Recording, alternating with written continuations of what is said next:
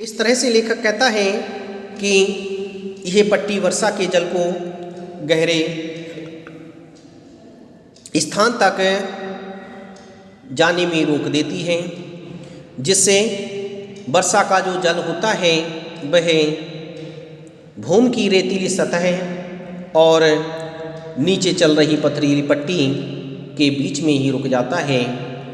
जब ये जल बीच में ही रुक जाता है तो उस क्षेत्र में नमी बनी रहती है। तेज पड़ने वाली गर्मी में इस नमी की भाप बनकर उड़ जाने की आशंका उठ सकती है। जब गर्मी बहुत अधिक पड़ती है उस समय धूप भी बहुत अधिक होती है, तो यह नमी भाप बनकर के उड़ जाती है, ऐसी हमेशा आशंका बनी रहती है। पर ऐसे क्षेत्रों में प्रकृति की एक और अनोखी उदारता काम करती है। लेखक कहता है कि ऐसी स्थिति अगर बनती है तो ऐसी स्थिति में इन क्षेत्रों में प्रकृति की एक अनोखी उदारता हमारे लिए सहयोग प्रदान करती है, हमारे लिए कुछ अच्छा करती है, जिससे हम वहाँ पर उम्मीद के साथ अच्छी तरह से अपने जीवन को व्यतीत कर पाते हैं। इन क्षेत्रों में प्रकृति एक और हम पर रहम करती है। रेत के कण बहुत ही बारीक होते हैं, वे अन्यत्र मिलने वाली मट्टी के कणों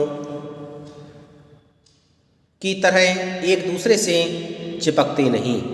लेखक कहता है कि रेत के कण बहुत ही बारीक होते हैं, जिस तरह से अन्य मिट्टी के कण एक दूसरे में चिपक जाते हैं, उस तरह से रेतीले कण एक दूसरे से चिपकते नहीं हैं, वे अलग अलग रहते हैं। जहाँ लगाव है वहाँ अलगाव भी होता है, और ये कहा भी जाता है कि जहाँ लगाव है वहीं पर अलगाव पाया जाता है। अलगाव शब्द का अर्थ होता है अलग अलग होना। जहाँ पर लगाव होता है वहीं पर अलग अलग भी होना पाया जाता है। यदि लगाव नहीं होगा तो वहाँ पर अलगाव भी नहीं होता है।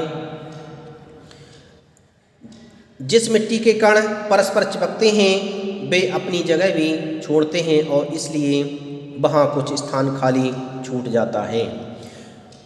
मिट्टी के कण जो आपस में चिपके रहते हैं, वे जब अपने स्थान को छोड़ देते हैं तो वहाँ पर कुछ स्थान खाली भी हो जाता है।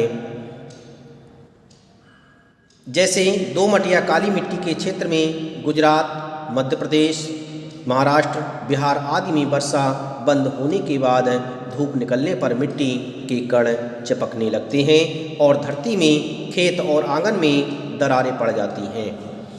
लेखक कहता है कि जिस तरह से महाराष्ट्र, बिहार, मध्य प्रदेश, गुजरात आदि ऐसे क्षेत्र हैं, इन क्षेत्रों में दोमट काली मिट्टी पाई जाती है।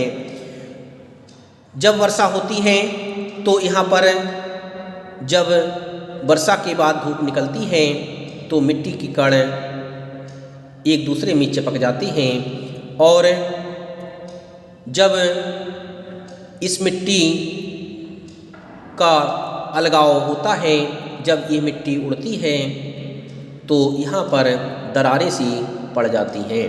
धूप के निकलने से दरारें सी पड़ जाती हैं, वहाँ पर अलग स्थिति दिखाई देने लगती है।